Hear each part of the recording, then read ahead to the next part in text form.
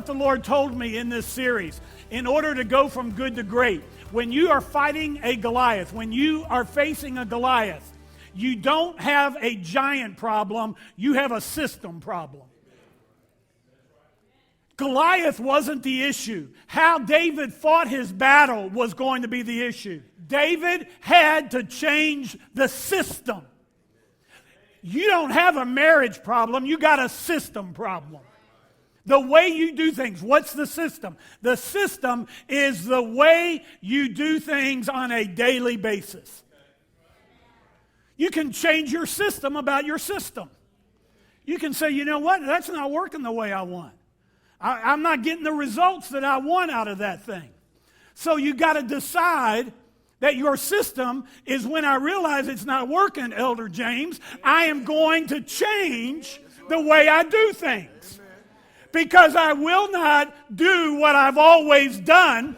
Because if I always do what I've always done, I'll always get what I always got. All the kids have lined up before Jesse or before Samuel. And none of them were the ones. I'm going to show you that in a minute.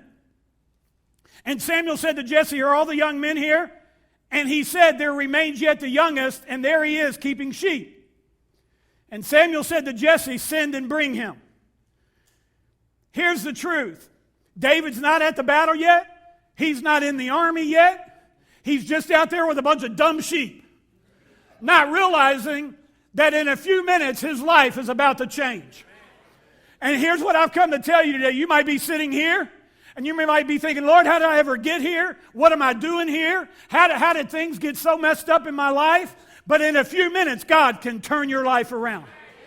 The reason some people don't even feel good is because they don't know who they really are. They don't know their identity. They think all they are is just a shepherd with a bunch of dumb sheep.